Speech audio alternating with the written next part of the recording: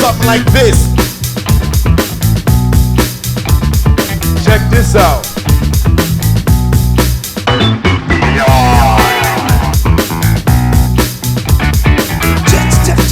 Check it out. What's it all about?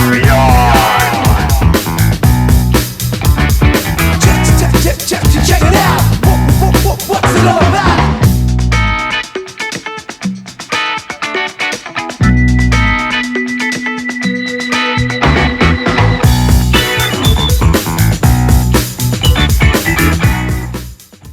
Today we're going to be talking about the recently released young adult comedy graphic novel called Student Government. Came from Mad Cave Studios. It's under their Maverick imprint.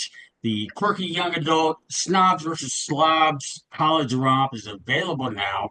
You can find it at your local comic book shop or favorite online retailers, and definitely go check them out at bookshop.org to get your copy. Today, I have three co-creators.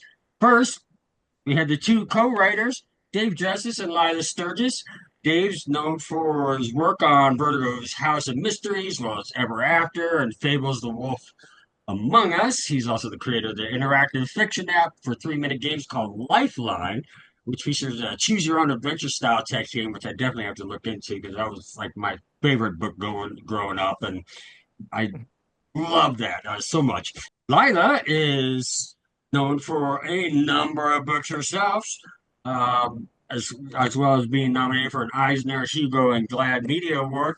She's worked for titles of Vertigo, DC, Lumberjanes at Boom Studios, which is just a huge property.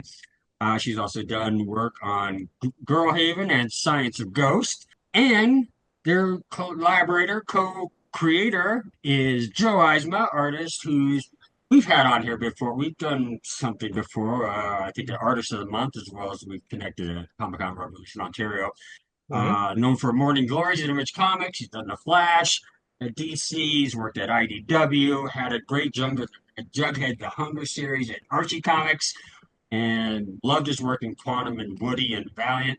And I'm still hoping for Star Blazers, like a spaceship, space battleship Yamato thing to open up that we definitely Joe gets on. And he recently discovered Balatro, so that's another plus there. Unfortunately. So please welcome Lilah, Dave, and Joe to the show. Thank you guys for all showing up and talking comics with us today. Thank you. Thanks for having us. Yeah, definitely. So I'll just let everyone know Lilah's coming in from Portland, Oregon. Just a beautiful, beautiful city. Spent so much time there myself. As Joe and Dave are coming to us live and direct from Texas. So so that's why you got the joint screen there. And so guys, this is a great book. And like what I mentioned in the opening, I had a hard time believing this was like a young adult's graphic novel because it felt, I mean, I've read other young adults books, titles, and they are maybe more in the 12 to 16 range, and this felt, I mean, instantly I was laughing along to it. I was laughing out loud, just going along with something and just blurred out laughing, just like every 8 or 10 panels. So it appealed to me at my old age. So, kind of tell us about how you guys came together back in, I mean, it's been, over 15 years now when you guys first initially connected at Free Comic Book Day, right? We, Lilah and I met in 2008, I think, down in Austin. I worked at Austin Books and Comics, and she was a customer, and we wound up in a small writing group together and hit it off because we had a lot of the same touchstones. So we started partnering up on various ideas, pitches that we wanted to try and get off the ground. And then, in 2009, we went to a Free Comic Book Day at Zeus Comics up in Dallas, which is where we met Joe. And again, hit it off with him. And we were like, we should work on something someday. And Yeah. And this was shortly after. Was this after you guys worked on public relations at One First Comics? Public relations didn't wind up coming out until 2015. 2015, yeah. Oh wow. Okay, was it that late? Okay. Lila and I started putting together the idea for public relations in 2008 or 9. Like the very first email that we sent to each other was about public relations, you know? uh, Okay. Hmm. yeah, all the best stuff that we have been associated with took a long time to come to a boil. Sure, sure. Maybe we're just really slow. And but yeah, we met Joe and again we hit it off with him and that were you just starting Morning Glories at That that was point? just before Yeah, Morning Glories too, Morning right? Glories Wasn't came it? out the next year, so I was Hmm. still doing my like really indie stuff at that point. Viper comic Viper stuff. Comics, Yeah. yeah. So Nice. Yeah, it's funny, speaking of public relations, the student government sort of started out as a spin-off of public relations, if I remember correctly. And that's how it began its life. But then it just, we, iterated it over a number of years and it became something completely different. And it's funny that you say how you introduced it, because when we pitched it to Mad Cave, we pitched it as an adult graphic novel. We thought we were doing something very grown up and mature, and they saw right through us. They were like, "No, you are children, and you will write books for young adults." But I think you're right. I think in all seriousness, the book is probably aimed at a slightly older audience, maybe older teenagers. And I mean, that's the age that I imagine myself reading it and really enjoying it. Well, and your cast of characters are early on in college, freshmen, sophomores, and they're also, and then it seemed very relevant. A lot of the target. It did make me feel really old when they made the Glee reference to singing. What was it? You can't always get what you want, or Yeah. yeah. something. I was like, you heard that from Glee? I'm like, oh man.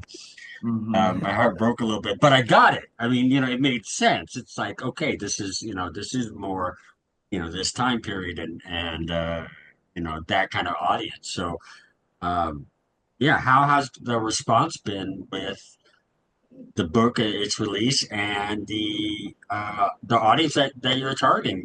How are they connecting with it?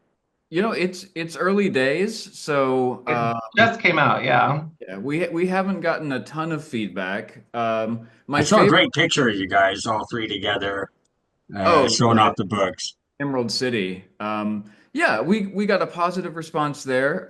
Joe and I yesterday were at the Texas Library Association conference and got an amazing response there. I mean, people were really enthusiastic about it and seemed to think that it would be a really good fit for their target readers. So my favorite review so far has been I expected this to turn into a superhero story, and it never did. 2 stars. Um, And that was me. Unfortunately, everything I read, if it doesn't turn into superheroes at some point, 2 stars. Under a pseudonym or something. Yeah. Oh, I love it. Yeah, and Joe, how did that work for you, knowing? Because I mean, the president of this interim student government, Parker, Mhm. she she gave me a little flashbacks to Morning Glories, and it sounds like there was this kind of weird cross intermix. I mean, like over the time of developing this book and Morning Glories, how did that kind of factor in? Did you have to actually make distinct, say, hey, no, I'm working on this book right now, and I need to keep, these Um, storylines, I mean, That's a good question. It's actually when Dave and Lila brought this to me, this Morning Glories had long been in the hibernating brain of Nick Spencer. So I was pretty far removed from Morning Glories at that point. But Dave's initial email to me was, "We got this story. We think you'd be great for it, but it takes place in a school. Do you want to read it?" And I know Dave and Lila, so like I was so happy. I was like, yes, of course I'll read it. And then I just fell in love with it anyway. But we actually did kind of in a very, tongue-in-cheek way want to include lots of Morning Glories, kind of nods and Easter eggs. And I actually put a few in the book. You have to like eagle eye look at, especially at the last sequence of the book. There's at least two. Um, but Dave had this whole sequence where Parker, our lead, was going to be wearing a Morning Glory Academy uniform and change out of it to change into her regular clothes. Um, Nice. but I mean, I will say like her outfit, the opening scene, it's a little wink and a nod to Morning Glories. I mean, she's got Sure. the tie and the skirt and everything, and so it's very much that kind of tongue in cheek kind of nod to Morning Glories. Right, right. No, it was great, and I love that. Um, I mean, this is a massive book. I mean, I read the digital version, in preparation for this, and that was 210 pages.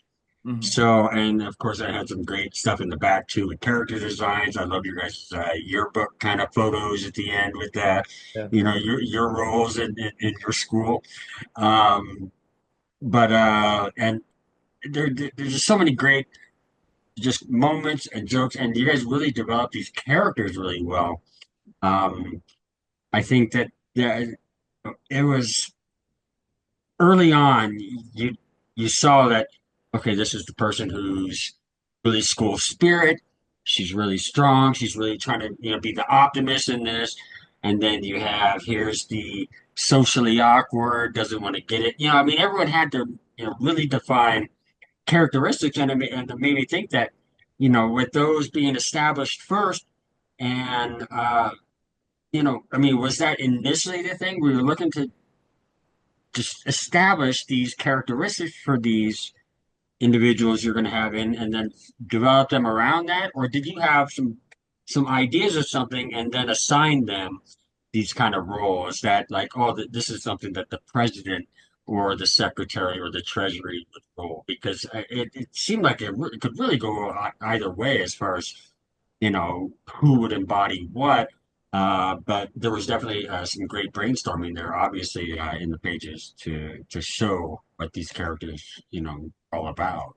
Well, Dave and I spent a lot of time talking about characters, and we were lucky enough to actually go up and visit with Joe and work out some of the character stuff beforehand. So we had very early on character sketches of our main characters, which was incredibly helpful. Like it really helped us nail down who they were and what their voices were like.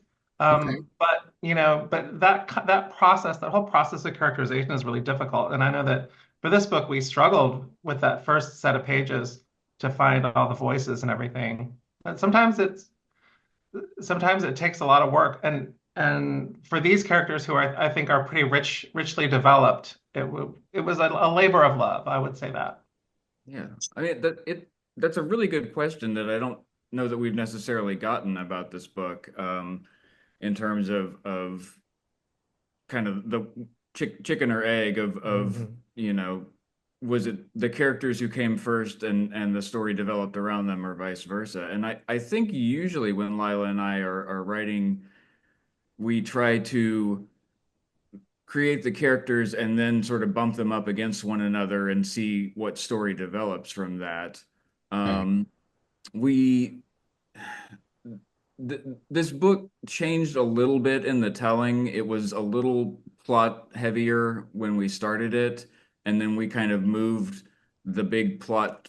I won't spoil it here, but we kind of moved the big plot thing to the end of the book, and let the characters breathe a lot more. And I think that was probably the right move in this case. And it's a much character heavier than plot heavier now, and I feel like that was the right way to go. Yeah, no, I'm shocked to hear Lila say that it was tough developing them initially at first. And I mean, it just worked and it clicked right away. I mean, at least in the opening pages for me, for in reading it, but obviously development of it, I'm sure you guys have gone through a lot to get them to that point. Yeah. Well, it's great to hear that worked as well as it did for you. I mean, thank you for that. It means we Yeah, were. well, yeah, no, it was just so good. I mean, all throughout. I mean, whether it's Baby Jesus hates books, with petition signatures, with D's nuts. I mean, all these things that are just keep coming out, and uh, the I thought I was signing up for Krav Maga. I mean, it was just one thing after another, and it wasn't like overly done, but it was done at enough. It was interspersed well enough where the story kept going, and you hit with something, get a little lighthearted. It kind of moves a little bit, and they get a little more joking in there, and then so it just felt real fluid, and the jokes came out really well, and the comedy aspect was really for me is a real highlight in this book. Oh. Thank you. Comedy is something that Dave and I take very, very seriously, and which is kind of a funny thing to say, but we love comedy, and we spend a lot of time thinking about. And Dave especially is very invested in coming up with a perfect, finely tuned, highly polished joke, and kind of the beauty of having Joe on this book is that Joe plays the humor so well that with another artist we might not have put so much humor in a book, but having Joe knowing that he could play the laughs and as soon as the pages start coming in and we can see, oh, this character is really funny when she does that, then we can feed that back into the script as we're going, and it Right, all and I know, snowballs. yeah, Joe's done when you worked with Elliot Ray Hall on Quantum and Woody. I Hmm. mean that's just it's a joke series. Archer and Yeah. Armstrong, Quantum Woody. I mean they're funny characters. So, what was, did that help? Yeah. I mean, Kind of put you in that kind of that mode, and yeah, that's like or totally vice like, versa. yeah, that's my wheelhouse is humor. And like I love drawing like, horror and drama and all that stuff. And the thing about it, like a Morning Glories is like I was very much a frustrated humor cartoonist in that book because while Nick did put some humor in it, it was always kind of mean-spirited. So it's fine, but like I wanted to draw more humor and I got to, I did Quantum and Woody. I had to draw Archie, and like that really helped me like kind of hone my humor chops or whatever. So yeah, those were definitely big kind of like building blocks to get to the humor here. I mean, Your the facial expressions and sometimes the poses is Oh, something that thank you've always done well Oh, in previous titles, and that came out in this, like when Parker was Absolutely. responding, someone commenting, she still put a yeah, positive spin on it, but yeah. the way she did it, it was like, it felt, for those familiar with your work, it felt very Eisma-esque. Well, But at the same yeah. time, it just added to that, that character, and added to the comedy. So yeah, Well, thank you. But humor is really difficult to pull off in a comic. And one thing that I always go back to is gesture and exaggeration. And like it may be a little over the top. I mean, maybe these characters would not make as extreme of an expression or whatever in real life, but to me, like I'm always trying to see how far is too far. Like I want it to be kind of cartoony, but I'm not necessarily trying to do Looney Tunes. oh So sure. somewhere in there, but like I think we actually talked about this a lot. There's a director in the 80s, Savage Steve Holland, who did Better Off Dead and One Crazy Summer. Oh, better off dead. I want my Yeah. $2.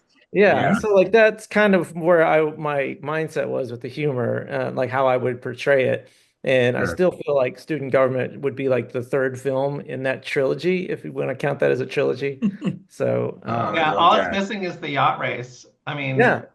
we Yeah, should that's great. take And yeah, a moment. and when you mentioned about you didn't want to go too far or whatever, but Yeah. there was that part like that that had me rolling. I could almost like hear a voiceover. Stalin, Castro, Stalin, Hans Yeah. Gruber, Yeah. Parker Miles. Yeah. And it was just Oh kind of yeah. like, oh my God. I mean, I could envision it, and especially in today's society. Right. Um, so Yeah, yeah, it's Hans I, Gruber. brilliant. Yeah, we can't say enough good things about, Joe's facial acting and his, his body language that he puts in. And it's like that's what makes us so comfortable writing humor and doing the stuff that we are doing and trying to get away with in writing the comedy that we do is that we know we're in great hands and that Joe can pull it off. Sure, sure. Yeah, hey, no, that's cool, man. No, I love it, and it was great. Like I said, so many jokes, so many little things like, you're visiting campus and oh, here's Arsenio Hall. It's just like, you may even like miss it if you're not really paying attention, but Yeah, I it's just mean, this comic does demand you to focus on it as you read it. It's not one of those you can just kind of casually read and just kind of like gloss over stuff right, I because mean, you right. can, yeah, you'll miss a lot, you'll but miss a lot. I mean, it's more rewarding if you do look at the details and like maybe scope the backgrounds and some of the, scenes. But yeah, it's rewarding that way. We wanted it to be that kind of rewarding. Sure. I'm definitely gonna have to go back and look for Morning Glory's Easter eggs. and count the rabbits. See how many rabbits you can find in this Yeah, book. yeah, I noticed something on that. I think it was in the press release or something mentioned bunnies or at the time while reading it, I was looking at other things. I was looking at also your fellow creative team members, colorists, and your letterers, your editors. Looking at the work that how they've added. Let's just kind of briefly maybe kind of give a little bit about how they contributed and how helpful they were to elevating this to the level that it's at.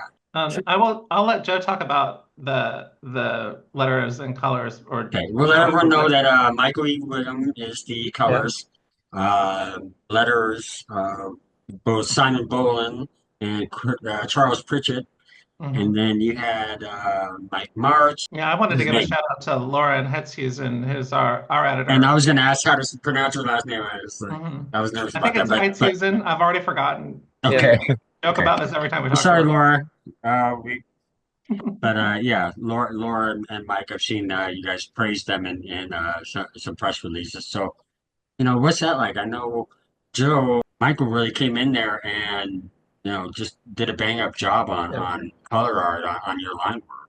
Well, thank you. Yeah, Michael's great. We had worked with Michael before. We had done another pitch together for a completely tonally different book, like more of a horror book.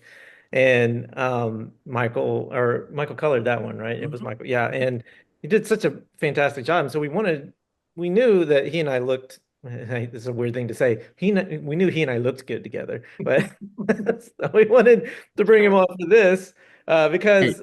I'd brag about it, so but I don't have any shame. So you Well, Lauren, our editor, asked me if I wanted to color it, and I was like, "Ooh, tempting," because my wife is always on me like, "Well, you should just color your own stuff."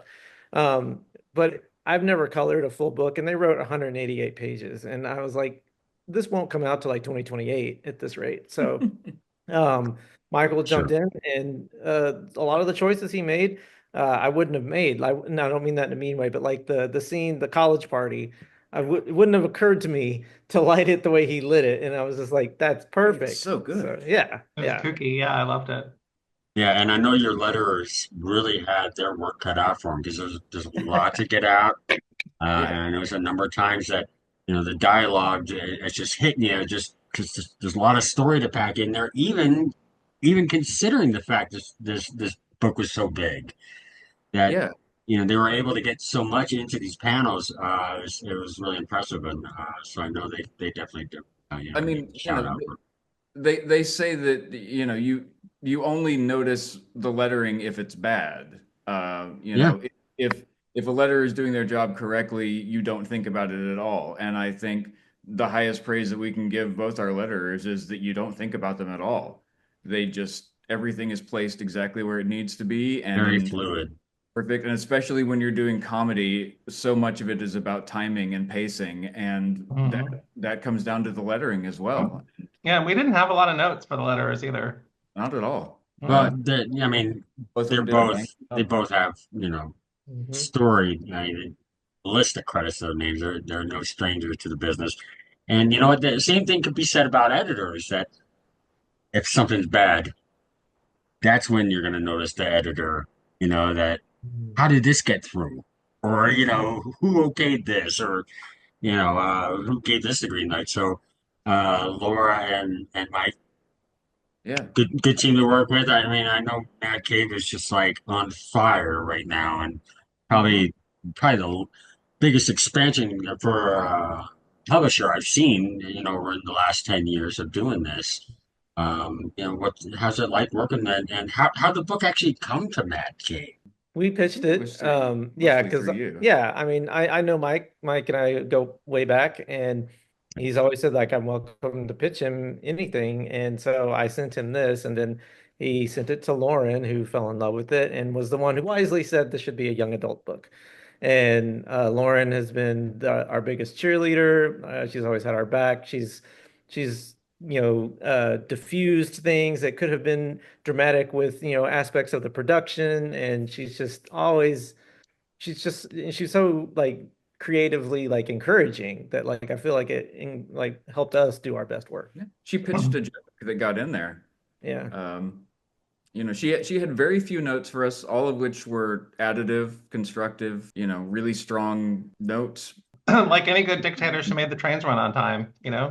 Sure, Yeah. sure. Very That's great. positive. Well, we definitely want people to check this out. But yeah, real quick, do you guys have any future plans? Have you discussed anything going forward with student government or spinning out of it? Lila's shaking her head. I like that.